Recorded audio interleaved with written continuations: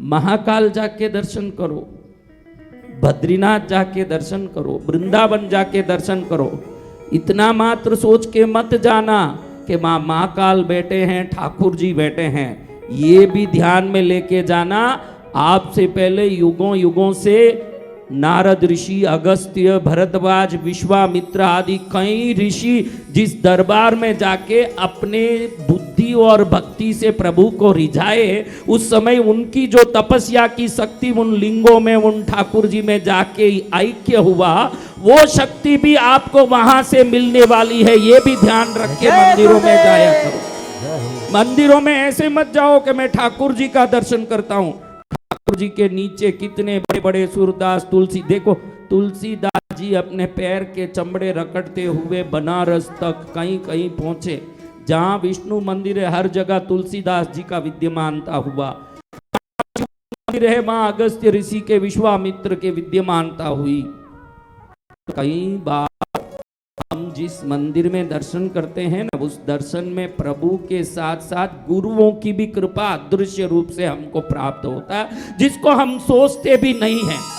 आप में कोई भी सोच के नहीं जाता है कि इस मंदिर में गुरु की भी कृपा है।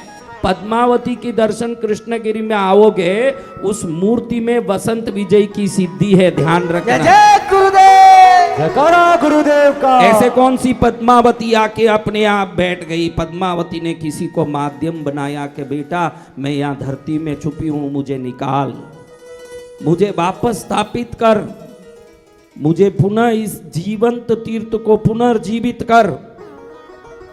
तो समझ लो कोई तो शक्ति हर मंदिर तीर्थ में है। समझें, इधर भाई मोबाइल है, इधर भाई टावर है, इधर भाई एक सिम भी तो होना चाहिए। तो ध्यान रखना, इधर ये जितने हैं ना, ये मोबाइल हैं, क्या है, इधर जितने हैं ना, कौन है ये है सिम, ध्यान रखना। जय गुरुदेव। हाँ, बिना सिम के कोई काम नहीं होंगे, बिना गुरु के जीवन शुरू नहीं होंगे। मैं मेरी महिमा नहीं गा रहा हूं, मैं तो मेरे जो जितने पूर्व में हुए महापुरुष और आज जितने विद्यमान महापुरुष है, उनकी महिमा के लिए ये बोल रहा हूं कि जीवन में अगर आपको किसी भी हालत में मार्गदर्शन चाहिए तो एक जीवंत गुरु, एक मार्गदर्शक अपने जीवन में होना चाहिए। जो भले ही आपसे मिले ना मिले, कई लोगों को ऐसे लगता है कि गुरु जी तो मिलते हैं नहीं, गुरु जी तो बात करते हैं नहीं, फिर गुरु का क्या काम है? आप ध्यान रखना, गुरु बातें करने के लिए नहीं है। आपके पास गुरु हैं तो समझना कि विकट परिस्थिति में स्वयं मार्गदर्शन मिलेगा।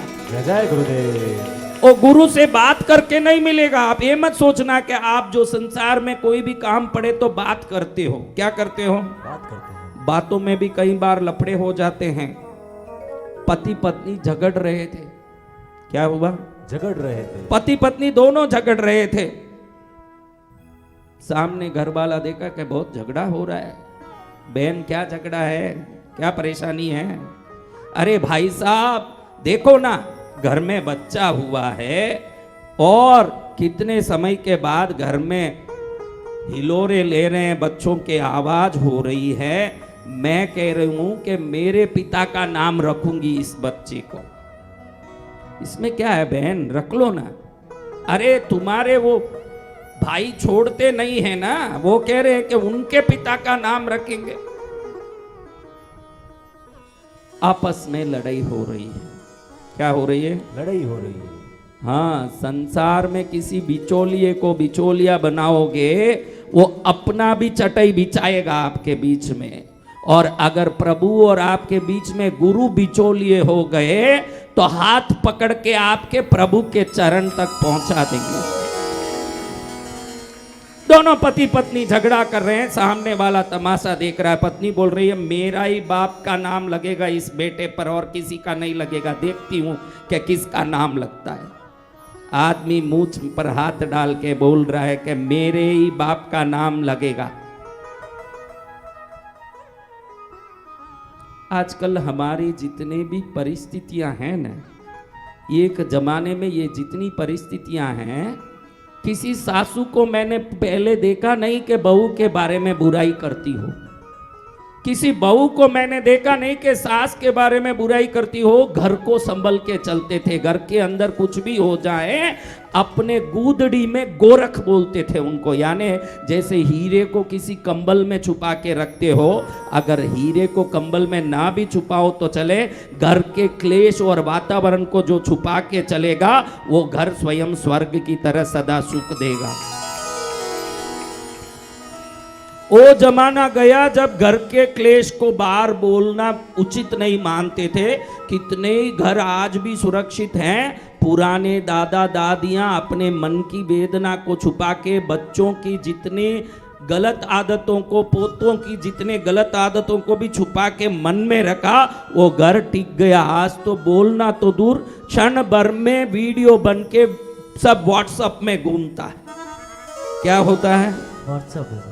आप ध्यान रखिए, व्हाट्सएप में क्या आना चाहिए इसका भी एक मर्यादा और सीमा है। आप सोचोगे कि हर चीज़ व्हाट्सएप में आए।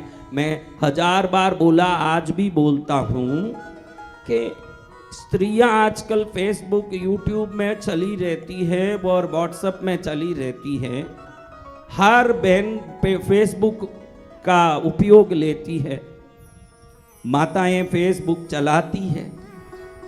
पति के साथ गई है ऊटी कुल्लू मनाली, और वहाँ जाके कूलिंग ग्लास पहन के, जीन्स पैंट पहन के औरत खड़ी है पति के साथ, I am with my husband in Kullu Manali, Facebook में तुरंत अपलोड करती है और तुरंत सबको दिखाती है। देखो अपलोड करके 1 घंटे में 790 लाइक्स आ गए। कितने आ गए? 790। और मैं हाथ जोड़ के कहता हूँ बहनों, आपको प्रणाम करके कहता हूँ, 790 लोग लाइक करने के लिए आप नहीं हो, आपके पति लाइक करने के लिए आप हो। जय हो, जय गुरुदेव, सत्य वचन गुरुदेव। 790 लोग जिसको लाइक करते होंगे उसका नाम सती नहीं हो सकता। तो जमाना बदल गया, हर चीज आजकल वीडियो निकलता है। इधर पति पत्नी दोनों लड़ रहे हैं, किस लिए बताइए?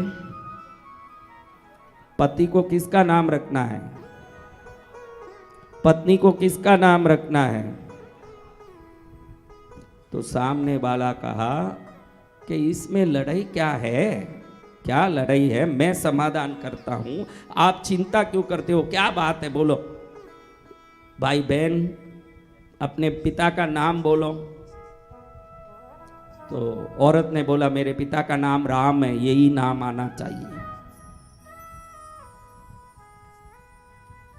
आदमी को पूछा तेरे पिता का नाम क्या है? गोपाल है, वही नाम आना चाहिए।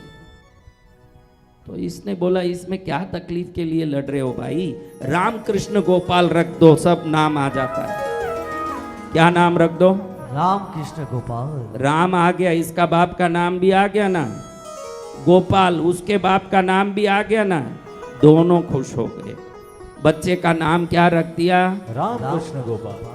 राम कृष्ण गोपाल रख दिया। राम ये माता जी जो थी उसके पिता का नाम, गोपाल ये भाई जो था उसके पिता का नाम, दोनों नाम फिट करके क्या नाम रख दिया?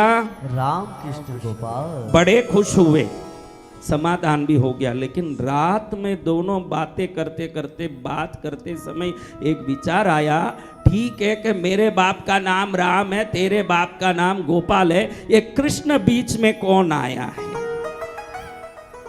एक कृष्ण बीच में कौन आया? तुरंत इसको डाउट आया, अभी पूछ लेते हैं। ये समाधान किया, इसने कुछ गड़बड़ किया है। तो सामने वाले को बुला के पूछे कि भाई मेरे बाप का नाम राम, इनके बाप का नाम गोपाल, दोनों मिले तो राम गोपाल होना चाहिए, ये राम कृष्ण गोपाल क्यों रखा भाई? सामने घर वाला बोलता कृष्ण मेरे बाप का नाम है, वो मैंने जोड़ दिया है। ध्यान रखना, किसी तीसरे को साथ डालोगे तो आपके माल का वो भी हकदार बनेगा। घर का घर में रखोगे तो सुखी रहोगे, और अगर घर से बाहर जाना चाहते हो किसी समस्या को लेके, तो जरूर वो समस्या को लेके गुरु तक जा सकते हो। क्योंकि मैं अभी श्रृंगेरी के जो दक्षिणामनाय शारदा पीठ के शंकराचार्यों के आशीर्वचनों को पढ़ रहा था, तो महास्वामी जी कहते हैं कि गुरु किसको कहा जाए। बहुत सुंदर लगा मुझे ये बात, क्योंकि हर आदमी खुद को महान बनाने में लगे हुए हैं, हर संत खुद को ही महत्वपूर्ण संत बताने में लगे हुए हैं, और हर स्वयं कोई सर्वोत्तम ज्ञानी बताने में लगे हैं। महापुरुष शंकराचार्य स्वामी कहते हैं कि आप आजकल देखते हो कि एक जमाने में ऋषि मुनि झोपड़े में रहते थे। अब मैं झोपड़े में रहूं, उस जमाने में लाइव का कोई जमाना नहीं था, उस जमाने में कोई टेलीकास्ट हो नहीं सकता था। आज टेलीकास्ट भी होता है तो पंडाल चाहिए, व्यवस्था चाहिए। तो स्वामी जी कहते हैं कि गुरु उसको कहिए जो आत्म तत्व को समझ चुका हो। किसको गुरु कहें? आत्मा तत्व को समझ। हाँ, आप किसी गुरु के पास चमत्कार देख के, उनके जीवन की शैली देख के मत जाना। मैं आज निवेदन करता हूँ, शंकराचार्य महापुरुष कह रहे हैं, आप उसी स्केल पर, उसी स्तर पर गुरु को ढूंढना। जीवन में गुरु दो ही प्रकार से सर्वोत्तम होते हैं। देखो भाई, हिमालय में कितने ही आत्म तत्व प्राप्त महापुरुष हैं। गुफाओं में, कंदराओं में आप जाओगे, बहुत सारे ऐसे साधक मिलेंगे जो योग साधना से स्वयं को परिपूर्ण कर लिए हैं। वो आपको किस काम के महाराज? तो शंकराचार्य स्वामी कहते हैं कि गुरु उसको कहिए जो स्वयं को जान चुका हो। अब आप नीचे बैठे हो, संसार की माया में पड़े हो कि आत्म तत्व को जान चुके हो, तो गुरु ऐसे पकड़ो जो आपके पास नहीं है, जो उनके पास हो, जो आत्मज्ञान को प्राप्त कर चुके हों। दूसरा, आत्मज्ञान प्राप्त व्यक्ति तो जंगल में, गुफाओं में बहुत होंगे, लेकिन भक्त खुद का भी कुछ सोचेगा ना। तो गुरु वो है जो अपने शिष्यों का कल्याण चाहते हो, अपने भक्तों का कल्याण चाहते हो। ये मैं नहीं कह रहा हूं, मैं कोई भी शब्द मेरा कहता ही नहीं, शास्त्रों का, गुरुओं का, परंपरा की बात ही मैं करता हूं। मैं अपनी बात तो करता ही, मेरे पास क्या है जो मैं बोलूंगा? बोलना वही है जो शास्त्र बोलता है। तो मैं आपको यही सिखाता हूं कि कभी गुरु आपको अपने गुरु में योग्यता देखनी, वैसे तो शिष्य को गुरु बनाने के बाद योग्यता नहीं देखनी चाहिए, लेकिन कभी गुरु की योग्यता के बारे में सोचना हो तो गुरु आत्मज्ञानी होना चाहिए। कैसे होना चाहिए? आत्मज्ञानी। शरीर नश्वर है, आत्मा शाश्वत है, ये समझना आत्मज्ञान नहीं है। आत्मा में स्थित रहने का पूरा ज्ञान जिसमें आ गया, वो आत्मज्ञानी को गुरु बनाए। दूसरा, जो अपने शिष्यों का कल्याण ही एकमात्र अब जीवन का उद्देश्य हो, वो सदगुरु को पकड़ेंगे तो आपका कल्याण उन्हीं से होगा। किनसे? हाँ, सदगुरु कैसे हैं? सदगुरु आपके डोर को पकड़ के रखते हैं, कहीं कट न जाए, क्या न हो जाए। हाँ, हमारे पंजाबी में कहते भी हैं, सदगुरु में तेरी पतंग हवा विच उड़ते जावांगा, बाबा डोर हते कट्टी न जाए, कट्टी जावांगा। गुरुदेव, मैं वो बहुत ऊपर उड़ना चाहता हूँ, लेकिन रास्ते में कहीं पेड़ हैं, कहीं पौधे हैं, कहीं कांटे हैं, मेरे डोरे को काट सकते हैं। आपकी कृपा से ही मैं उड़ सकता हूँ। संसार में जो बहुत उड़ता है, अंत में समझ ही लेता है कि संसार का सभी उड़ान बेकार है, लेकिन वो समझ आए जब तक तो बूढ़ापा आ जाता है ना मेरे भाई। बूढ़ों को पूछो अभी के उड़ो, बहुत कर लिया महाराज, अब क्या करना है। जवान को गुपचुप बैठने बोलो, अब कैसे गुपचुप बैठूं महाराज, मेरे मनोरथ पूर्ण होने हैं। उम्र नचाता है, क्या नचाता है? उम्र। क्या नचाता है? उम्र नचाता है गुरुदेव। लेकिन अगर गुरु आपके आत्मज्ञान देने वाले और आपका कल्याण चाहने वाले अगर हो गए, तो आप कुछ भी उनके पास लेके जाओ, संसार की व्यवस्था के लिए संसार है, वो जो गुरु जान चुके हैं, अंत में संसारिक व्यवस्था को सुधारते सुधारते आपको भी सुधार देंगे सतगुरु महाराज। जय गुरुदेव। क्या कर देंगे? सुधार देंगे। हाँ, आपको सुधारना, जिस गुरु का काम हो उसी गुरु को पकड़ना, आपकी मर्जी जो चलती हो उस गुरु को नहीं पकड़ना। आप कैसे होशियार हो, जहां आपकी बात की सुनवाई होती है उधर जाओगे कि नहीं? जाएंगे। आप कहाँ जाओगे? जहाँ बात की सुनवाई, जहां मेरी बात की सुनवाई होती है महाराज, मैं वहां जाता हूँ।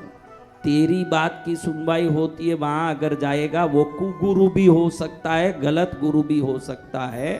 शास्त्र के सिद्धांतों को तेरे जीवन में आचरण में ले आए, वो गुरु के पास जाएगा तो एक दिन जब बुलावा आएगा, वो बुलावा तेरा स्वर्ग का ही होगा, मोक्ष का ही होगा, नरकगामी कभी नहीं बन पाएगा। जय गुरुदेव। सदगुरु के चरण में जाना चाहिए। किधर जाना चाहिए? सदगुरु के चरण तो ऐसे जितने गुरु हुए उनको प्रणाम करके आप लोग सदा दिखने वाली चीजों को इज्जत देते हो, हम साधक शक्ति को इज्जत देते हैं। किसको? जो आपको दिखता ही नहीं है। एक आदमी लकड़ी लेके चल रहा है, चल नहीं पा रहा है, और एक आदमी देखे उसको मारने दौड़ता है, दोनों में क्या फर्क है? शक्ति की फर्क। एक में शक्ति नहीं है और एक में शक्ति की भरमार है। वही तो मारता है जिसमें शक्ति है। तो वो पावर जो दूसरों का नुकसान करता हो वो संसार में देखा जाता है, वो पावर जो दूसरों का भला करता हो वो संतों के पास है। किनके पास? संतों के पास। ऐसे संतों को प्रणाम करते हुए देखो, कभी भी ये भी देखना, मैंने ऐसे ऐसे संतों को काशी में, हिमालय में देखे हैं जो चलने फिरने में भी असमर्थ हैं, चलने फिरने में भी असमर्थ हैं, लेकिन पूरी दुनिया उनको देख के नतमस्तक होती है। गुरुओं की शरीर की शक्ति कभी मत देखना, गुरुओं की ज्ञान की और उनकी आचरण की शक्ति जीवन में देखना। क्योंकि शरीर की शक्ति तो पहलवान की देखी जाती है। किसकी देखी जाती है? पहलवान। तो क्या गुरु पहलवान है? तो वो भले ही कैसा भी हो, ढीला हो, उसके शरीर कंपित होते हों। एक आप जैसा ही शिष्य था जो गुरु के प्रति अनन्य श्रद्धा रखता था। गांव वाले उसको चिढ़ाते थे कि क्या तेरे गुरु, क्या है तेरे गुरु में, बूढ़ा आदमी उठ भी नहीं पाता है, उसको तू गुरु मान के सेवा करता है। शिष्य भोला हो तभी संसार की बातों के लिए उसके कान बंद होंगे। शिष्य अगर होशियार होगा तो दुनिया जो बोलेगी उसको सुन के विश्लेषण करेगा उन बातों का। आप ध्यान रखना, आपको निवेदन करता हूं, आपके कुल देवी के बारे में, आपके इष्ट के बारे में, आपके गुरु के बारे में कोई कुछ बोलता हो, या तो इतनी ताकत रखो कि उसके दांत निकाल दो, या तो इतनी तो भी ताकत रखो कि अपनी कान बंद कर दो। ये नहीं करो तो मूर्ख हो आप। कोई आदमी ऐसा नहीं हो सकता कि अपनी पत्नी के बारे में कोई बोल रहा हो न सुनता हो। सुनता है? कोई सुनता है? हाँ? इस संसार में, इस जन्म में छूटने वाली पत्नी के लिए अगर आपके जीवन में इतना आदर है तो आपको मोक्ष तक हाथ पकड़ के ले जाने वाले गुरु के प्रति कितनी आदर होनी चाहिए, ये आपको ध्यान रखने जैसा है। भले ही आपके कोई भी गुरु हो, कोई भी हो, लेकिन गुरु निंदा को सुन के खड़े नहीं होना चाहिए। अगर आप में शक्ति नहीं है उस जगह से आपको निकल जाना चाहिए। शक्ति है तो गुरु निंदा करने वाले के दांत अपने हाथ में देखना चाहिए। हाँ, ये विवेक है। दांत हाथ में देखना बोला तब मुझे एक बात याद आई, आपको बताऊं, फिर हम गुरु भक्ति, गुरु भजन करें। दिल्ली से एक फोर्स आया निकल के, एनफोर्समेंट। क्या आया? एनफोर्समेंट। तुम कहाँ से आए भाई? मुंबई से? हाँ, मुंबई आया, दिल्ली से एनफोर्समेंट।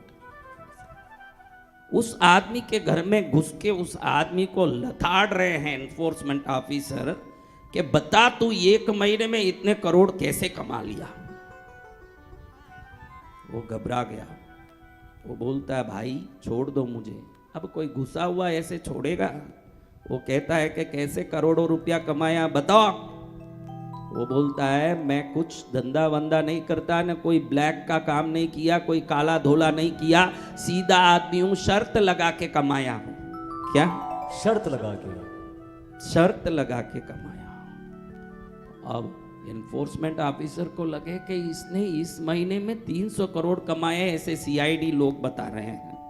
क्या 300 करोड़ रुपया शर्त लगा के कमाए जा सकते हैं? बोलो भाई मेरे, नहीं कमाए जा सकते हैं? नहीं गुरुदेव। बोले मैं कमाता हूं भाई, तुमको अगर इसका सबूत दिखाना तो तुमसे ही शर्त लगाता हूं। एनफोर्समेंट ऑफिसर बोले नालायक, हमसे शर्त लगाएगा? आप सुन के तो देखो मेरा शर्त, फिर आपको लगाना हो तो लगाओ। उनको भी थोड़ी रुचि आ गई कि आखिर है क्या इसका मामला, सुन तो लें। वो बोले देखो मैं मेरे आंख से, किधर से? आंख से। मैं मेरे आंख से दांत का स्पर्श करता हूं, शर्त लगाओ। बोलो भाई तुम कौन कौन हो जो आंख से दांत का स्पर्श करोगे? वो सब हाथ उठाओ। एनफोर्समेंट में से 2 लोग आए थे, दोनों सोचे बड़ा मूर्ख है, ऐसे तो शर्त लगा के काई का ये कुछ करेगा, इससे शर्त लगा लेते हैं, कम से कम बाकी की बात बाद में सोचेंगे, शर्त का जो फायदा होगा वो तो पहले देख लें। तो उन्होंने कहा कितने का शर्त? दोनों को ये नामुमकिन तो लगा, आपको भी लगता होगा कि भाई दांत से आंख का स्पर्श करना, आपको कैसे लग रहा है? नामुमकिन गुरुदेव। हाँ नामुमकिन लग रहा है। तो ऑफिसर बोला जितना लगाना लगाओ, क्योंकि जीतना तो हमें ही है। हम ही को है। तो दो एक ऑफिसर था, वो दोनों मिलके बात किए, दोनों कहे कि जितना लगाना लगाओ, कोई दुनिया में पैदा हुआ जो दांत से आंख का स्पर्श करता होगा? तो उसने बोला 5 लाख। दूसरा बोला मेरा भी 5 लाख रख लो। तो इसने बोला देख लो बराबर। बोला काई का बराबर, दिखा तो सही दांत से आंख का स्पर्श करके। तुरंत इसने आंख निकाल दिया बाहर, क्योंकि आंख की कांच का बना हुआ था, असली आंख है नहीं, एक आंख इसका खराब था। वो आंख निकाल के दांत से स्पर्श करके बोलता है देखो मेरा काम हो गया, आंख से दांत का स्पर्श कर दिया, लाओ पैसा। दोनों मुंह देखते रह गए ऑफिसर के, वारे भाई ये क्या किया इसने। दांत से आंख का स्पर्श कर दिया, 5-5 लाख निकला। और दूसरा वाला ऑफिसर सोचते रह गया कि इसने ये तो बिगड़ा ही पहला वाला, मेरे को भी इसमें डुबा दिया। तो उसकी नाराजगी और उसकी यूं कुतूहलता देख के ये शर्त वाला बोलता है देखो ये आंख तो कांच का था ना, तो मैंने निकाल दिया, ये तुमको मालूम नहीं था। ये आंख देखो असली आंख है, एकदम देख लो अच्छे से। इसको भी मैं दांत से स्पर्श करके बताता हूं, लगाओ शर्त। अब दोनों ने एकदम देखा कि आंख तो है तो असली। फिर बोला हम एक बार चेक करेंगे, अच्छे से चेक कर लो। उन्होंने आंख में ऐसे ऐसे देखा, आंख हिल रही है, क्योंकि कांच का जो आंख है वो हिलेगा नहीं, पुतला है वो लगा हुआ है। ये देखे कि आंख भी हिल रहा है, सब अच्छा है। क्या इस आंख को तुम दांत से स्पर्श करोगे? अरे ये जो असली आंख है इसको मैं दांत से स्पर्श करूंगा, लगाओ शर्त। अब दोनों बात करने लगे, वो पुराने जो 5 गए हैं वो लाना तो है, लगाओ 25-25 लाख का शर्त। कोई पैदा हुआ जो ये आंख को दांत से स्पर्श करेगा?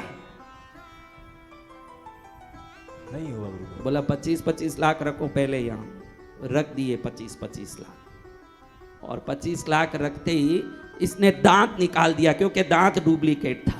दांत निकाल के आंख से स्पर्श कर दिया। जय गुरुदेव। अब 25-25 और पहले के 5-5 कितने गए भाई महाराज? 60।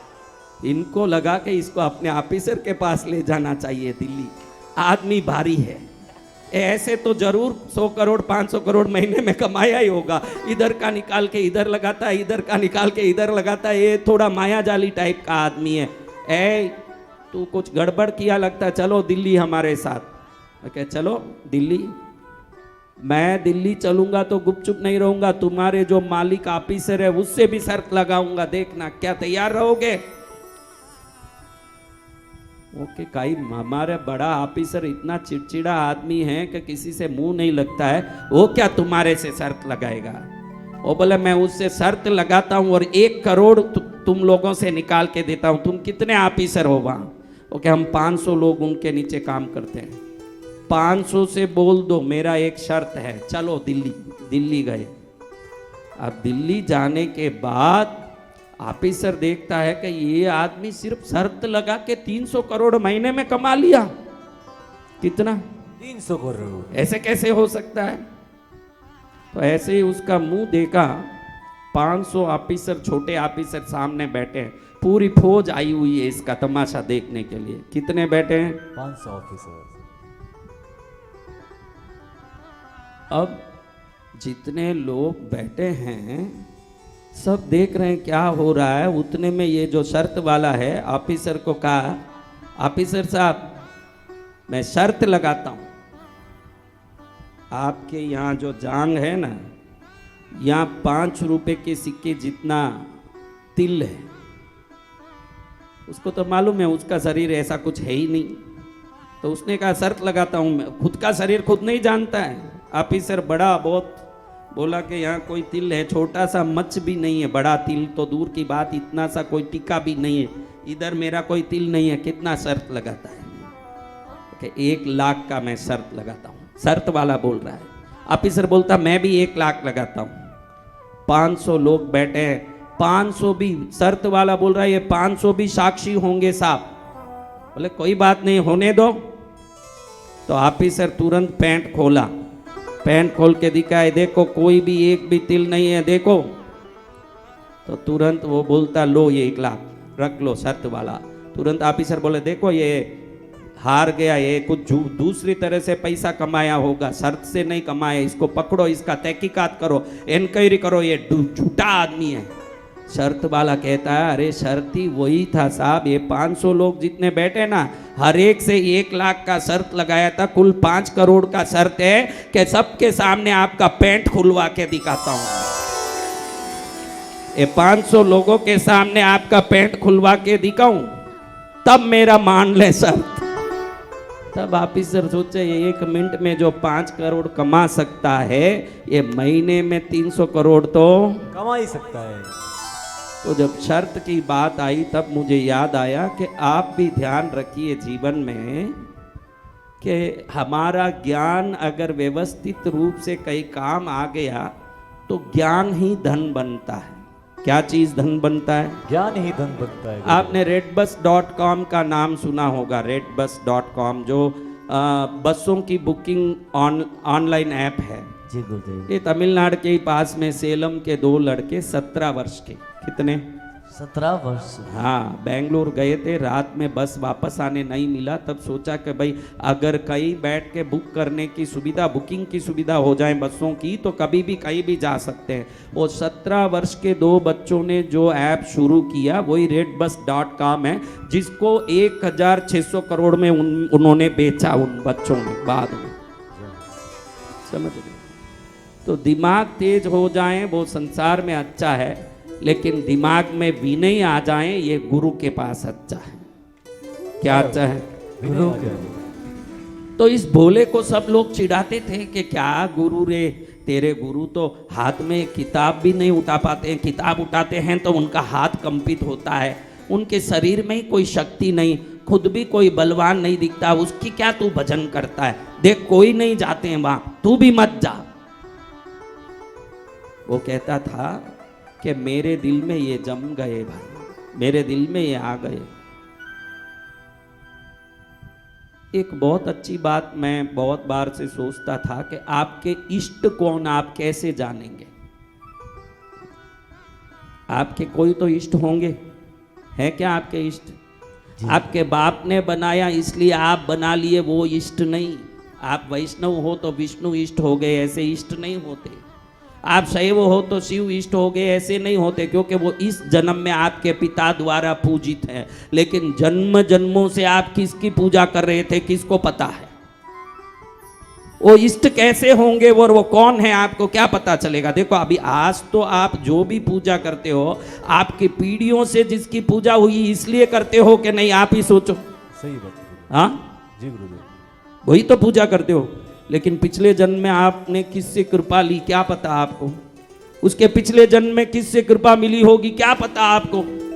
तो शास्त्र कहता है कि 1000 स्वार्थ और 1000 कामना लेके भी किसी दरबार में जाएं, जिस विग्रह को, जिस स्वरूप को देखने के बाद हमारे स्वार्थ कामनाएं सब समाप्त हो जाएं, मात्र उनको देखने का मन करे और आंखों में आंसू आ जाए, उनके चरण में रहने को दिल करे, वही आपके इष्ट हैं, वही समझना चाहिए। जहां स्वार्थ समाप्त हो जाए, जहां कामनाएं समाप्त हो जाएं, जहां जाने के बाद दिल ये की कहें कि ये मेरा है, ये मेरा है, ये मेरा है, ये इष्ट को परंपरा से नहीं पकड़ना।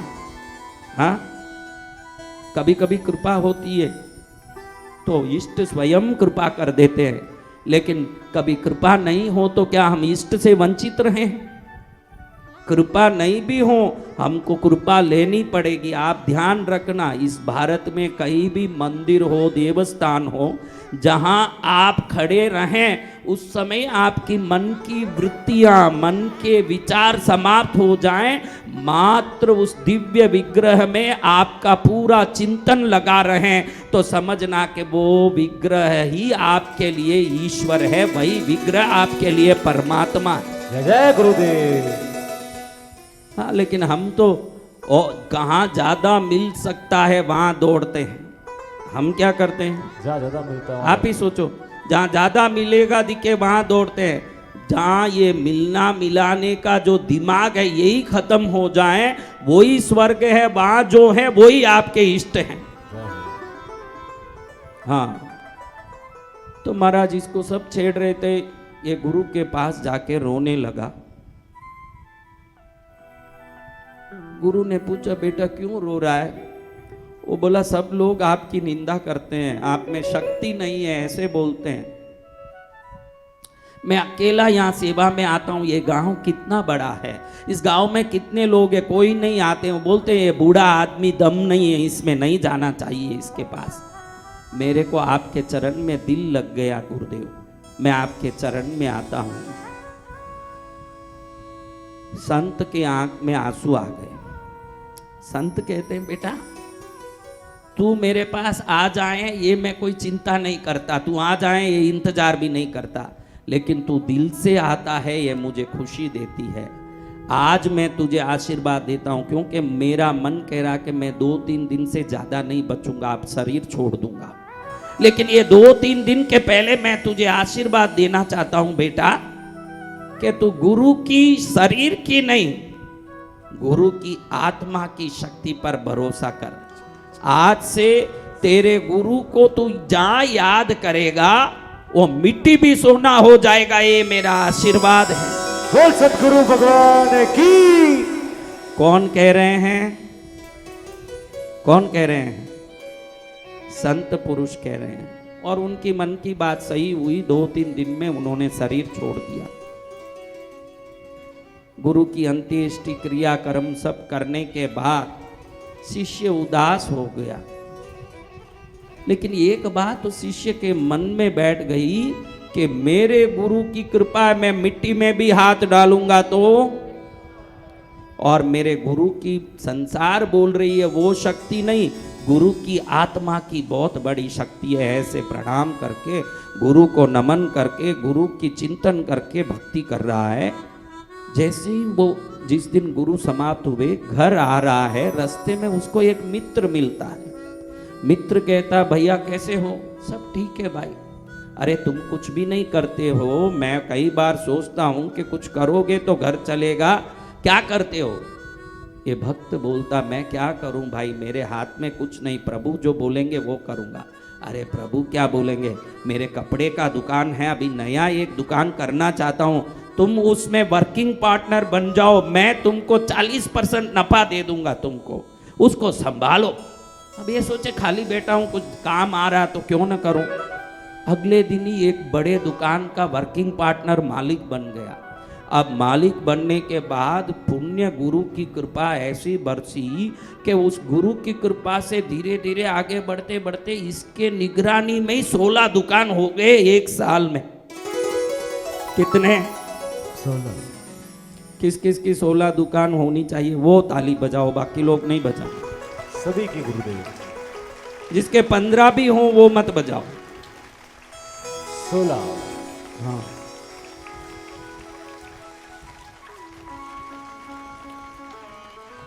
कृपा अनेक प्रकार से आती है। जप करने से ये कृपा आती है, ध्यान करने से ये कृपा आती है, तप करने से ये कृपा आती है। और जहाँ ताली बजाना वो बराबर समझ आ जाए उस जगह ताली बजाने से भी एक कृपा आती है।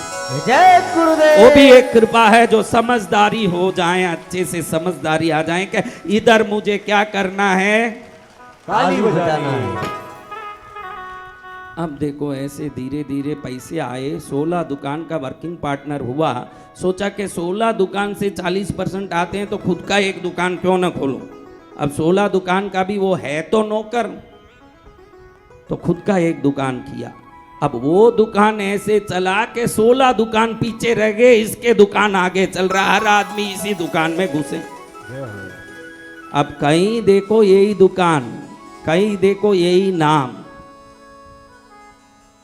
नाम ऐसे हो गया, आपका शुक्रिया, आपका शुक्रिया, आपका शुक्रिया, आपका शुक्रिया। जितने बजा रहे हो मेरे पर ध्यान रखना, यहाँ ध्यान रखना। हाँ, चरणों में जगह मांगी थी, तूने दिल में बसा लिया। चरणों में जगह मांगी थी, तूने दिल में बसा लिया। आपका शुक्रिया। देखो इस संसार में अगर कोई सबसे नीच आदमी है तो वो नीच जाति से, धर्म से नहीं, कृतज्ञ जो है वो सबसे नीच आदमी है। जो किसी से उपकार हुआ हो वो उपकार को भूल जाए, इससे बड़ा नीच आदमी नहीं। लेकिन ये भक्त इतना उपकार का बदला चुकाता है। आप लोग जब उठते बैठते हो तो राम राम कुछ तो नाम लेते हो कि नहीं, हे माँ हे राम, उसके मुंह से एक ही नाम निकलता है, जय गुरुदेव। क्या निकलता है? जय गुरुदेव। जय गुरुदेव। जब भी बैठता है जय गुरुदेव, जब भी उठता है जय गुरुदेव। ध्यान रखना, ईश्वर कभी देवता के रूप में आ सकते हैं, ईश्वर कभी ईश्वर के रूप में भी आ सकते हैं, ईश्वर कभी गुरु के रूप में भी आ सकते हैं। जय गुरुदेव। ये नहीं कह सकते कि ईश्वर कब कैसे आ जाएंगे। ये भाग्य जगा हुआ व्यक्ति गुरुदेव गुरुदेव करता है। अब इसने थोड़े साल में देखा, 2-3 साल में कुछ भी करें तो पैसा ही पैसा आता है। इसको समझ पड़ गया कि ये सब लीला गुरु की है। जिस गुरु के चरण में अंत में मैं रोया कि दुनिया आपकी निंदा करती है, उनके आंख में भी आंसू आए थे। अब मालूम पड़ गया कि वो आंसू नहीं था, वो मोती थे जिसको मेरे हाथ में सुपुर्द करके वो निकल गए हैं। अब मेरे जीवन में कहीं भी जाता हूं, दिन दुगुनी न रात चौगुनी हो रही है। तो अब ये देखो सेठ बन गए। तेरा नाम क्या बेटा? हाँ, अंकित। अंकित। हाँ, कहाँ से आया बेटा तू? कलकत्ता से अंकित आया है। देख बेटा, संसार को मत देखना, भक्ति को देखना। फिर भी संसार कैसे देखता वो बताऊं। अगर कलकत्ता में तेरा बंगला बड़ा है, तेरे पास सब कुछ ठीक है, तू गली में चलेगा तो दुनिया कहेगी अंकित सेठ कैसे हो। दुनिया क्या कहेगी? अंकित सेठ कैसे हो। और समझो कि हम टन गोपाल हैं। हाँ, ये अंकिया कहाँ जा रहा है? हाँ, अंकिया कहाँ जा रहा है? पैसो छन छना छन छननन छननन बाजे रे, इन पैसा रो ताल ऊपर दुनिया नाचे रे। इन पैसा रो ताल ऊपर दुनिया नाचे रे। पैसो छन ना छन छन नन छन नन बाजे रे इन पैसारो ताल ऊपर दुनिया नाचे रे इन पैसा ने तालू पर दुनिया नाचे रे। देखो आपको एक निवेदन करता हूं, अगर किसी सत्संग में किसी सभा में पैसे वालों को इज्जत दिया जाता हो, पैसे वालों के लिए सोफे लगाए जाते हों, पैसे वालों को आगे बैठाया जाता हो, उस सत्संग में कभी नहीं जाना, क्योंकि वो संत ढोंगी होगा, वो संत ढोंगी होगा।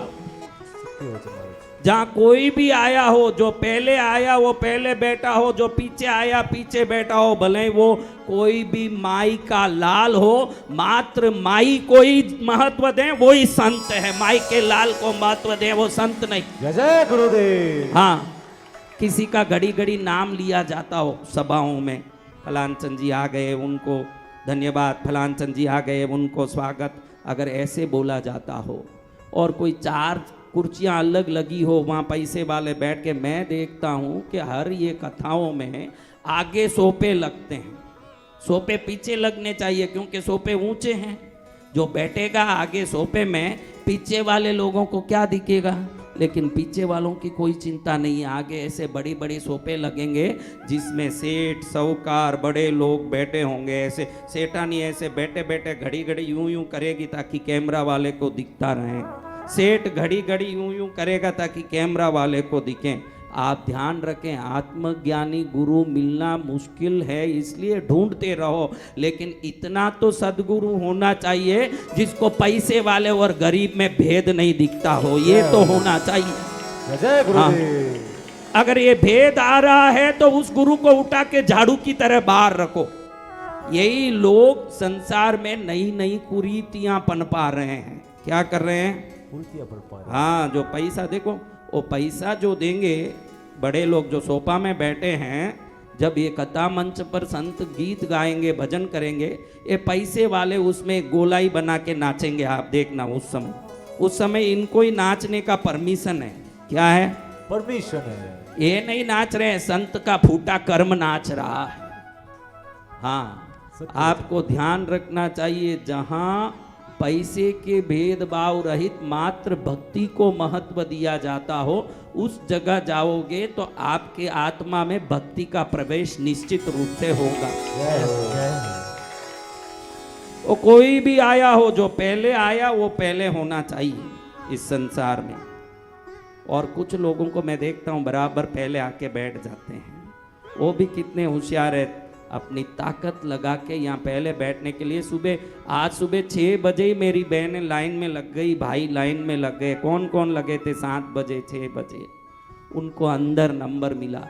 जितना आप में जुनून यहाँ पहले आने में है, वही जुनून जीवन में हर काम में लगाओ, देखो सब में आगे रहोगे आप लोग।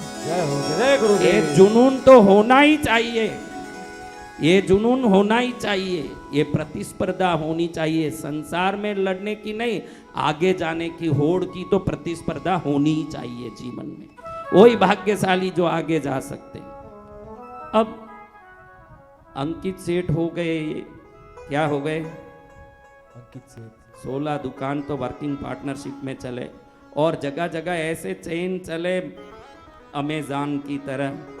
आदमी इतने बड़े हो गए, कोई दूर से देखें, गांव वालों ने मीटिंग किया, अब से लायंस क्लब के प्रेसिडेंट भी यही रहेंगे, अब से रोटरी क्लब के प्रेसिडेंट भी यही रहेंगे, जेसीस के भी प्रेसिडेंट ये रहेंगे, और गांव के पंचायत के पंच भी यही रहेंगे। ये हर जगह नाम बड़ा हो रहा है। क्यों? पैसो खातिर परमेश्वर रो सो सो सोगन खावे रे। अभी पैसे के लिए क्या क्या सोगन नहीं खाता आदमी, आप ही देखो। हा? देखो बहनों, आप अपनी बात को दिल से लगा के मेरे को एक जवाब दो। आपके संत महाराज आपसे पूछ रहे हैं, झूठ मत बोलना बहनों, झूठ नहीं बोलोगी, पहले एक कसम खा लो। हाँ, दिल से बोलोगी। आपका पति अरबों पति है, देखो कैसा आशीर्वाद दिया मैं। ऐसे ही निकल गया। संत वाणी मंगल हो आपके लिए। अभी देखो मैं एक बात कह रहा हूं बहनों, आपका पति अरबों पति है या आपका पति फकड़पति है, ये मेरा नहीं शब्द निकल रहा है, आप ध्यान रखो। दोनों में आप उनको बराबर वही इज्जत दोगी क्या, यही मेरा सवाल है बहनों। आप अब झूठ मत बोलना, ये सब देख रहे हैं, ये नहीं भगवान देख रहे हैं। अब बोलो, आपका आदमी आपको BMW में बैठा के रानी की तरह घुमा रहा है तो भी वही इज्जत है। वो रोटी भी घर के लिए नहीं ला पा रहा, आप 3 दिन से भूखी बैठी हो और दुखी हो रही हो रोटी के लिए, कव्वे कव्वे के लिए, तो भी आपका वही प्रेम है क्या बहनों? बोलो बहनों। कोई बोले तो भी नहीं मानू बहन, अगर तू बोल भी दे तो नहीं मानू। हाँ, क्योंकि मैं ये नहीं चाहता कि तेरा पति फकड़पति बने न फिर वो अनुभव देखने आऊं, इसलिए पहले ही जान गया कि तुम लोग क्या करोगी। मैं तो यही चाहता हूं कि तुम लोगों का पति अरबों पति बने, मैं तो यही चाहता हूं। इसलिए अगला अनुभव देखने मैं तैयार नहीं हूं, लेकिन तुम ही सोचो कि हम परिस्थिति के हिसाब से बदलते हैं कि नहीं, ये तो सोचो आप। हाँ, आप तो पहले ताना मारोगी, आप मेरे पियर को नहीं देखे, मैं वहाँ कैसे पली थी, माँ मैं कैसे रहती थी, आज यहाँ आके फंस गई, भगवान जाने मेरा दुख। आपका डायलॉग अगर मैं लिखूं तो 300 एपिसोड का सीरियल चल सकता है। मैं ये जानता हूँ कि सीरियल कैसे चलेगा आपका।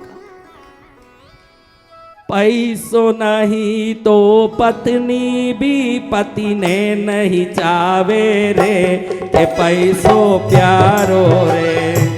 पैसों नहीं तो पत्नी भी तो पत्नी ने चावे रे, के पैसों प्यारो रे। पैसों प्यारो रे दुनिया में लागे मोहन गारो रे, के पैसों प्यारो रे। अब देखो, लता मंगेशकर गाती है तो खुद के लिए गाती है कि आपको सुनाने के लिए गाती है?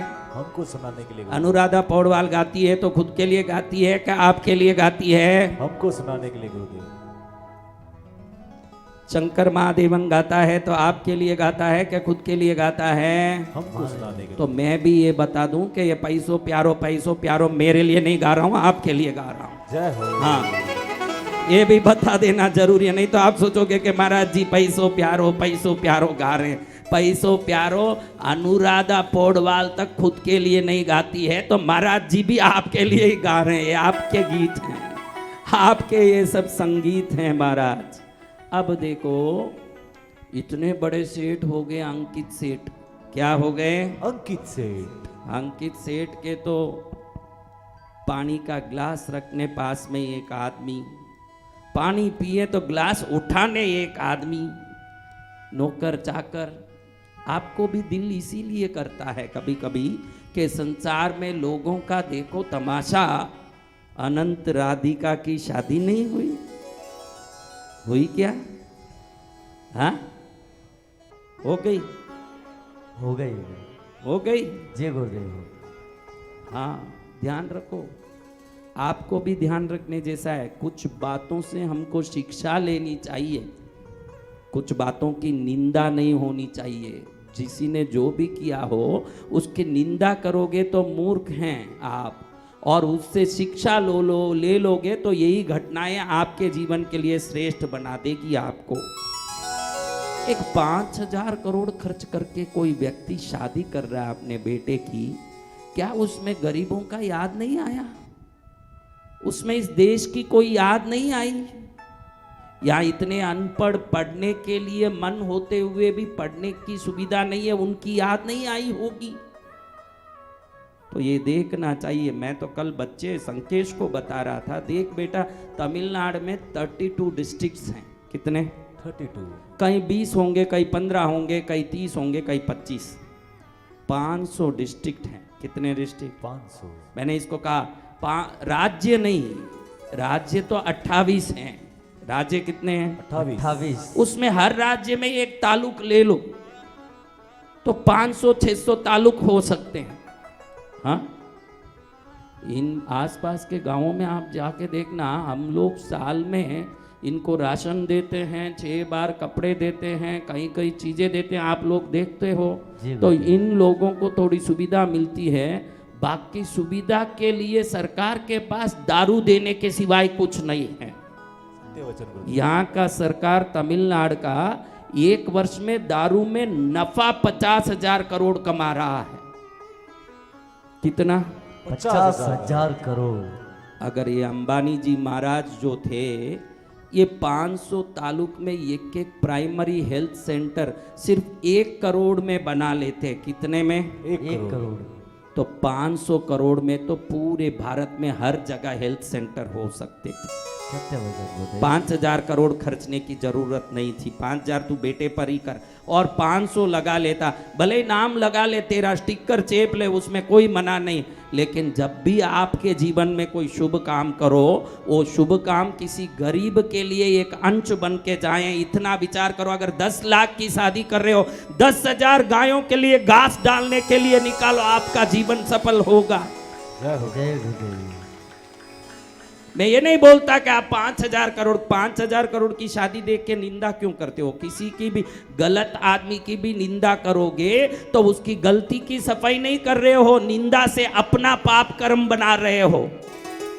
हमको किसी की निंदा नहीं करनी है, उधर से शिक्षा लेनी है। आज आप लोग मेरे से शिक्षा लेके जाओ। मेरे घर में कोई शुभ काम होगा, उसमें एक छोटा सा 1 बोरा जितना अगर चावल मेरा खर्च होगा तो 1 मुट्ठी जितना तो अच्छे काम में मेरा जाएगा। वो भाव रखिए आप। जय गुरुदेव। कितने बड़े बड़े लोगों को बुला लिए, देखिए कौन नहीं गया होगा बड़ा आदमी। हाँ, बड़े आदमी की शादी, बड़े आदमियों का जमावड़ा। लेकिन इसमें संसार में किसी को क्या मिला है? तो आपको भी ये ध्यान रखने जैसा। आपको उनकी निंदा करते समय मैं एक बात मन में सोचा, हर जगह इसके बारे में चर्चा चल रही है, लेकिन एक बात कोई नहीं सोच रहे। वो 5,000 करोड़ की खर्चा करके शादी किया, हम भी 5 लाख 50 लाख खर्च करके शादी करते हैं। हमने कौन सा अच्छा काम कर लिया अपने घर के शुभ काम में? सही बात है। सत्य सत्य आप कब किसी, आप वो 5,000 करोड़ का किया, आप 5 लाख का तो करते हो। बात जीरो कितनी है उसकी नहीं है, मन कैसा है इसका है। सत्य वचन। आप ये ध्यान रखिए, आगे से आपके घर में कोई अच्छा काम हो तो शास्त्र जिन जिन को बोलता है, 4 गरीब, 4 गाय और 4 अनाश्रित लोगों के लिए आपकी सेवा हो। अगर 11 लोगों को रोटी डाल के भी आपकी बेटी की कन्यादान करते हो तो ये कन्यादान में इंद्रादि देवता पुष्प की वर्षा करेंगे, मैं ये गारंटी देता जय हूं। हो। जय गुरुदेव। हाँ, हमारे में ये शुभ भाव भी तो आना चाहिए, ये उत्तम भाव भी तो आना चाहिए। हमने सुना भी था कि जितने गए सबको 2-2 करोड़ की घड़ी पहना दी गई। आपने सुना? आपको दूसरा काम नहीं लगता है? Return gift. क्या? Return gift. Return gift 2 crore. आपके मन में लगता है अगर कि मुझे भी बुलावा आता तो कितना आनंद आता, तो आप हलकट हो। फिर ऊंचा आदमी कैसे बनेगा महाराज? मैं भी ऐसी शादी करूं, उस शादी में संसार के जरूरतमंदों के लिए सेवा करूं, ये भाव आवे तो ही आप ऊंचे लोग हो। जय गुरुदेव। सत्य वचन गुरुदेव। आपको तो उल्टा सोचना। देखो, एक इंटरव्यू हुई, एक इंटरव्यू में कई लोग लाइन में थे, जिसको मना कर दिया गया उसको कहा गया very sorry you are not selected, क्षमा चाहते हैं आपका चयन नहीं हुआ। तो तुरंत उसने बोला क्या करें साहब, मेरा भाग्य ही ऐसा है, कोई बात नहीं। आप यही तो बोलोगे? बोलो, आपको कोई मना कर दे इंटरव्यू में, आप क्या बोलोगे, क्या सोचोगे? मेरा तकदीर ही ऐसा है, क्या करूं? सोचोगे कि नहीं हाँ या ना? बोलो, ऐसे करो या हाँ। ऐसे करो। हाँ। जो दूसरा आदमी था उसके नीचे तो उसको भी इंटरव्यू में बुला करके बोला गया कि सॉरी आप चयनित नहीं हुए हैं, I very sorry to inform this, you are not selected. तुरंत उसने बोला आपके भाग्य ही खराब है जो मुझे सेलेक्ट नहीं कर रहे हो। जय हो। तुरंत ऑफिसर आश्चर्य में पड़ गया कि ये मेरे भाग्य को कमजोर कर रहा है, यानी इसकी कितनी आत्मविश्वास होगी। तुरंत ऑफिसर ने बोला interview stopped and you are selected. जय हो, जय गुरुदेव। कभी जीवन में आपके कोई अवसर छिन जाएं, जीवन में आपके पास कोई तकलीफ आ जाए, तो आज से ये फार्मूला अपनाओ, सामने वाले का तकदीर खोटा है जो मुझे पसंद नहीं कर पा रहा, ये सोचना शुरू करो। सामने वाले के तकदीर में नहीं है जो मुझे पा नहीं सकता। ये अपने आप को सदा नंबर 1 सोचने की हर दम आदत रखो कि मेरे लायक का आदमी अगर किसी को पसंद नहीं आ रहा है तो वो नालायक है, मैं नालायक नहीं हूं। ये सोच आना चाहिए जीवन में। देखो 2 लोगों में एक ने तो कह दिया मेरा भाग्य ही फूटा साहब मैं जाता हूं, दूसरे वाले ने कह दिया तेरा भाग्य फूटा जो मुझे नहीं सुन पा रहा है। ये जब मनस्थिति बदलेगी, मेंटालिटी बदलेगी, अपने बारे में खुद अच्छा सोचना शुरू करोगे, आपके साथ अच्छा होना शुरू हो जाएगा अपने आप। होगा कि नहीं? जी गुरुदेव। हम खुद को बहुत कमजोर सोचते हैं कि नहीं। आप ही सोचो मेरे बच्चों, पीछे एकदम लास्ट में बैठे हुए आपको मेरा आवाज आ रहा है? तो बोलो हम खुद को कमजोर सोचते हैं कि नहीं? अपने आप को अगर मजबूत बना पाओ या नहीं, मैं एक बात कहता हूं मजबूत बन जाओ। जो कृष्णगिरी आता है वो कमजोर नहीं हो सकता। जय गुरुदेव। जय गुरुदेव। ये बात पकड़ के चलो। देखो कहां कहां से आए भाई, 2-3 दिन तो सफर का ही लगता है कि नहीं मेरे बच्चों? लगता है गुरुदेव। हाँ जी लगता है। आप बोलो, आप कभी बिना काम 3-3 दिन जाने 3-3 दिन आने कहीं बिताते हो क्या? आप ये मत बोलना कि माँ की भक्ति आ गई इसलिए आए। उसकी कृपा और अनुमति के बगैर कोई नहीं आ सकता। जय हो। जब वो इतनी कृपा करके हमको यहाँ तक पहुँचा दी और बैठा दी और यहाँ लेके आ गई है, तो इतना तो सोचो कि आज तक आपने ऐसा कोई आदमी देखा क्या? आप सोचो, मैं एक बात पूछता हूँ, आप ऐसा आदमी देखा क्या जो होटल गया हो, अंदर बैठ के बगैर खाए आया हो, खा के फिर चक्की पीस के आया हो? वो तो पक्का है, बिना पैसे का खा लिया और चक्की पीस के आया, ये तो देखा होगा। गए न नहीं खाए, ऐसा कोई देखा क्या?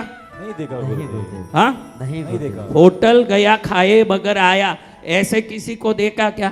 नहीं। अरे होटल जाने के बाद भी बगैर पेट भरे कोई नहीं आ सकता, तो भगवती के चरण में आके कोई खाली कैसे जाएगा? महाराज ये तो बताओ जय मेरे को, गुरुदेव। ये तो बताओ। कभी कोई खाली नहीं जाएगा। अगर खाली जाता है तो अपनी बुद्धि से जाएगा। अगर बुद्धि माँ के चरण में रखेगा तो ऐसी कोई माँ नहीं है, गरीब से गरीब माँ के घर में भी पियर जाती है जब बेटी, तो उसके पास सत्तू का आटा है तो वो भी गोद में भर के भेजती है, खाली नहीं भेजेगी। सत्य वचन गुरुदेव। अगर आपकी एक गरीब माँ भी आपका गोद भर के भेजती है तो दुनिया की माँ क्या नहीं दे के भेजेगी? ये सोचने जैसी बात है महाराज। ये पूरी दुनिया की माँ के पास आए हो। हम कहते हैं जगत जननी। क्या कहते हैं? जगत यानी क्या? दुनिया। जननी यानी क्या? माँ। कोई भी बेटी पियर से खाली आई क्या? हाँ, कई होशियार बेटियां हैं वो देते हैं, उससे भी ज्यादा खुद भी भर के ले आती है, वो अलग बात। हाँ वो तो देते ही हैं, फिर कहती है हमारे गांव में तुरई नहीं मिलता है, करेला नहीं मिलता, यही ले जाती हूँ मैं तो। और 4 साथ में डाल के लाने वाली है कि छोड़ने वाली है? माँ तो जितना देगी देगी, लेकिन ये माँ के चरण खुरेद के और भी ले जाने वाली ही है, कोई छोड़ने वाली थोड़ी है। हाँ? सत्य वचन गुरुदेव। सत्य वचन। तो ऐसे माँ के चरण में हम आए मेरे बच्चों। आपको एक ही चीज की जरूरत है, न जानामि मंत्रम न जानामि तंत्रम, ना तो मंत्र जानू माँ, ये तो ज्ञानियों की बातें हैं। एक माँ के 3 बेटे, एक टीचर। क्या? टीचर वो क्या करते हैं? पढ़ाते हैं। A to Z सब जानते हैं। दूसरा बेटा किसान, बोलना तो नहीं जानता लेकिन शरीर से कुदाली उठाता है तो जमीन खोद के रहता है। तीसरा खाली बेटा है। अब बाप की बारी आई तीनों की पूंजी की पांति करने की, तीनों का बंटवारा करने का। टीचर के हिसाब से बंटवारा, किसान के हिसाब से बंटवारा, निकम्मे के हिसाब से बंटवारा होगा कि बाप का बेटा है उसका बंटवारा होगा? बाप का बेटा बाप का है। बेटा, हाँ, बाप का बेटा। तो इतना ध्यान रख लो। आपको मेरे को कितना मंत्र आता है, मैंने कितना व्रत किया, मैं कितनी पूजा करता हूँ, कितनी श्रद्धा करता हूँ, कितनी भक्ति है, ये सब सोचना छोड़ के मैं माँ का बेटा हूँ या नहीं ये सोचना शुरू करो। जय हो जय गुरुदेव। अगर माँ के बेटे पक्के हो तो पूंजी में बंटवारे में आपका भी नंबर है, गारंटी है। जय जय गुरुदेव। जो माँ का बेटा होगा उन सबको बंटवारा होगा। समझ रहे हो? सही है ना बात? सत्य वचन गुरुदेव। हाँ, तो हम में उस ममता के प्रति प्यार आना है, वो तो बांटने तैयारी है। हम में वो प्यार आना है। क्या आना है? प्यार आना। हाँ, माँ शब्द बोले मन में खुशी आना। मैंने कई लोगों को देखा है अपने बच्चे का नाम लेते समय शरीर का रोम रोम खिल जाता है। किनका नाम? माँ का। और कई ऐसे हैं बोलते हैं कि बच्चे के नाम में तो रोम नहीं खिलता महाराज, फिर किसका खिलता है? पत्नी का नाम लेता हूं तो खिलता है महाराज। कई ऐसे हैं जो पत्नी के नाम से ही रोम खिलते हैं कि नहीं? भाई आप ही बोलो। कई लोगों को बोलूं हाथ उठाओ तो वो उठा भी देंगे कि किस किस के पत्नी के राम नाम से रोम खिल रहे हैं। इसमें पौन पांति तो वही होंगे जो पत्नी का नाम लें तो खिले। एक बार कहीं जाने का अवसर पड़ा तो मैंने सोचा कि कहीं आवाज आ रही है, कोई पूजा होती होगी। मैं सोचा कि नाम जप की भी महिमा, देखो नाम जप में मंत्र जप में फर्क इतना ही है, ओम और नमः जिसमें लगा हो वो मंत्र जप, सिर्फ नाम बोला जाता हो राम राम राम, वो नाम जप है कि नहीं? सही बात। तो एक घर की तरफ जा रहा था, मैं ऐसे ही पैदल भिक्षा लेने जा रहा था।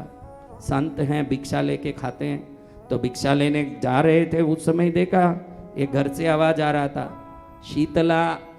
क्या आवाज? शीतला। क्या आवाज? शीतला। क्या आवाज? शीतला। क्या आवाज? शीतला। मेरे को माँ पद्मावती का याद आया, क्योंकि शीतला, तोतला, वज्रा, वज्रा, कूष्मांडी, चक्रधरा, चामुंडी, महामाया, गायत्री, विश्वविख्याता, शुद्ध देवी, जिनबानी, विद्या वर्धमानी, नागकुमार, कुमारी देवी, कात्यायनी, मधुमती, कुंडलिनी, रीमकारी, आई, माई, दुर्गा, भोगी, चानंदकरी, वरदानंददायिनी, नित्या, ब्रह्माणी, बाहुबली, सिंगमराले, समारूढ़ा, माँ की नाम ले रहा है। जय गुरुदेव। मैंने सोचा उस भक्त को मिलना तो चाहिए। भक्त जी बहुत सुंदर नाम जाप करते हो आप, माँ का नाम कितना सुंदर लिया कि हाँ माँ का नाम लेता हूँ महाराज। कहाँ माँ की कोई मूर्ति रखी है क्या? माँ का कोई फोटो रखा है? किधर बैठ के नाम लेते हो? अरे वो माँ नहीं, मेरे बच्चों की माँ का नाम लेता हूँ महाराज। कौन सी माँ? बच्चों। तो समझ लो कि संसार में किसी को बच्चों पर प्यार आ जाता है, किसी को पत्नी पर, क्योंकि हमारे पूर्व कर्म ऐसे हैं जो संसार की भक्ति संसार में ही सीमित हो जाती है। कि कब भक्तों के नाम से कैसे, बच्चों के नाम से कैसे दिल गदगद होता है, होता है कि नहीं? होता है। पत्नी के नाम से दिल गदगद होता है कि नहीं भाइयों? बोलो। हाँ, भाग्यशाली होगा, पुण्यशाली होगा जो भगवती के नाम से दिल गदगद करता होगा, जय गुरुदेव। जय माँ। जो गुरु के नाम से दिल गदगद करता होगा। हाँ, वो भाग्यशाली। कौन भाग्यशाली जी? बोलो किन किन को गुरु के नाम से दिल गदगद करता है? सबने हाथ उठाए। कैसे झूठा संसार है, सभी ने हाथ कितना झूठा संसार है, हर बात में हाथ उठाएं। क्या बेटा ये इतने लोगों को गुरु के नाम से दिल गदगद करता होगा? नहीं गुरुदेव। बराबर देखो, मोबाइल तो कहीं टिंग टिंग नहीं कर रहा है जेब में, उसको आप गदगद समझ गए हो। कहीं मोबाइल का रिंग बज रहा हो ना, दुख दुख करता हो, उसको आप गदगद होना समझ रहे हो, ये गदगद नहीं है। हाँ, पद्मावती का है नाम प्यारा, नाम प्यारा, जो भी आए शरण उसे पार उतारा, माँ है सबका सहारा, माता पद्मावती। ताली के साथ में हाथ ऊपर करके, हाथ ऊपर।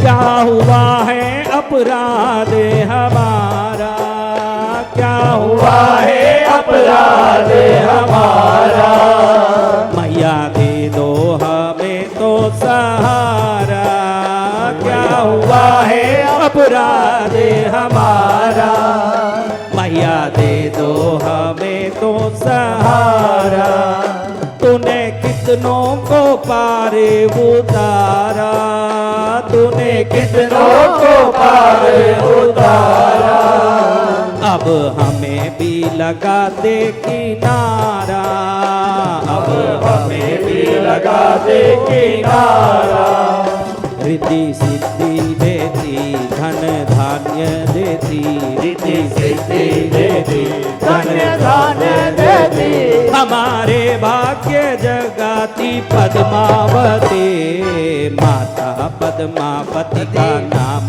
प्यारा, नाम प्यारा, जो भी आए शरण उसे पार उतारा, माँ है सबका सहारा।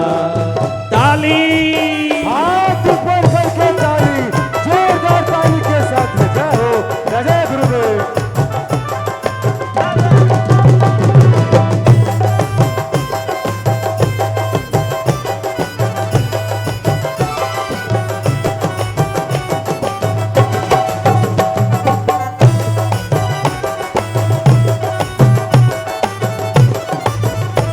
बोलो साचे दरबार की। जय जय। अब अंकिया जी क्या हो गए? हाँ, अंकित सेठ हो गए। अब अंकित सेठ हो गए लायंस क्लब के प्रेसिडेंट, फिर उधर से हुए गवर्नर ऑफ द जेसीस। क्या हो गए? Governor of the Jaycees. अब लोग कहते हैं भाई तेरे पास क्या ताकत है, तो किसी में भी हाथ डालता है तो उसी में 10 गुना 100 गुना 1000 गुना होता है, और हम लोग मेहनत करते हैं तो भी कुछ नहीं होता है। वो बोलता है ये मेरे गुरु की शक्ति है। गुरु की शक्ति।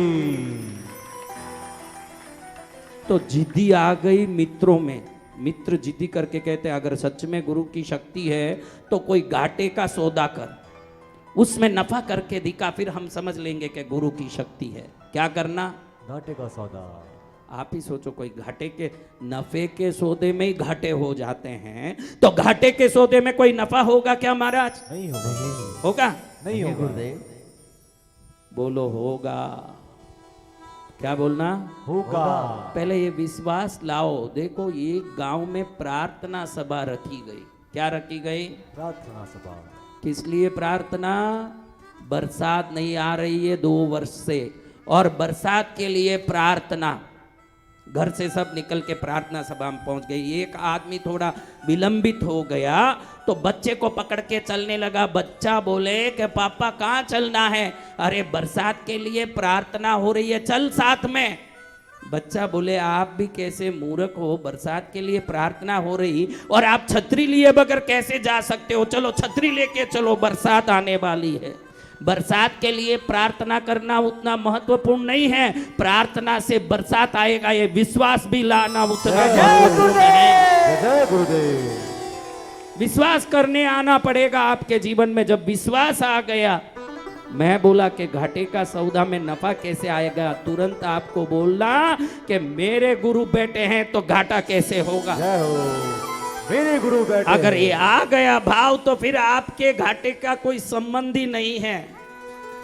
आप होशियार नहीं हुए, श्रद्धा में पक्के नहीं हुए, अभी भी गुलाब जामुन में चाशनी थोड़ी कम उतर रही है। अगर बराबर विश्वास की चाशनी चढ़ेगी, ये जामुन जिंदगी में सदा मीठा ही मीठा रहेगा। जय हो।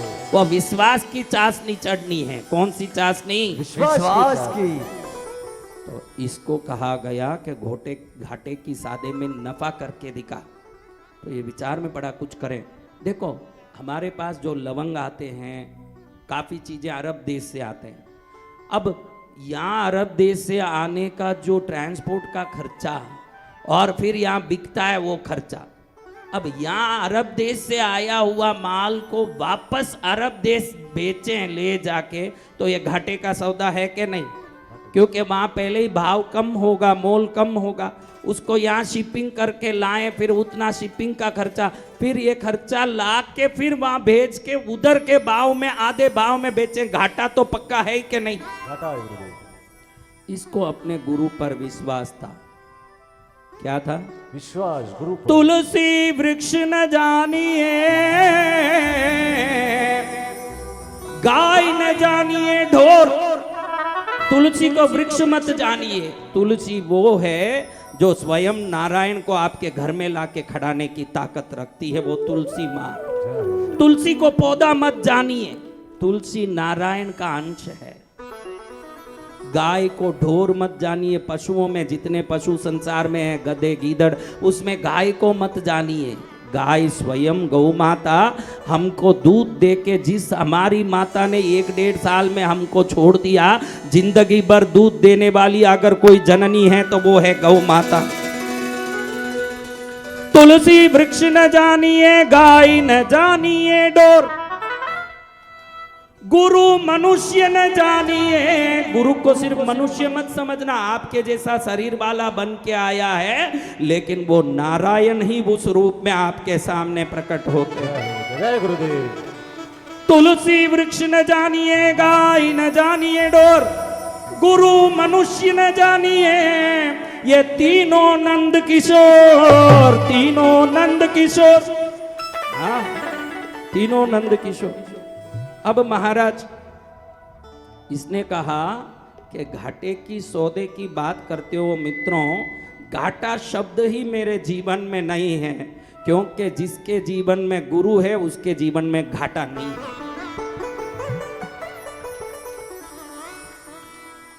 हाँ, अब इसने क्या किया, जो लवंग अरब देश से आए थे, उस लवंग को इधर से वापस नावों में भरा, खुद भी बैठ गया उसमें। देखो तो सही काई का घाटा होता है। मित्रों को भी साथ में ले लिया, मित्र भी साथ हो गए। देखते हैं घाटा कैसे होता है, क्योंकि वहाँ से यहाँ पहुँचने में ही 17 रुपया खर्चा हो गया, और वहाँ ये 6 रुपये में बिकता है, यहाँ 25 में बिकता है। अब वहाँ 6 में नहीं बेचोगे तो कोई खरीदेगा नहीं, और 6 में बेचोगे तो घाटा होना ही है, क्योंकि 25 रुपया लगा है। देखते तो सही, इस बहाने थोड़ा पिकनिक भी हो जाएगा। आपको भी हाथ जोड़ के बोलता हूँ, चले कृष्णगिरी, पिकनिक हो जाएगा। सोच के आए हो तो पिकनिक ही हो जाएगा। भगवती की कृपा होगी, सोचोगे तो कृपा भी हो जाएगा। जय हो। जय गुरुदेव। जैसा जिसने सोचा वैसा उसने आया।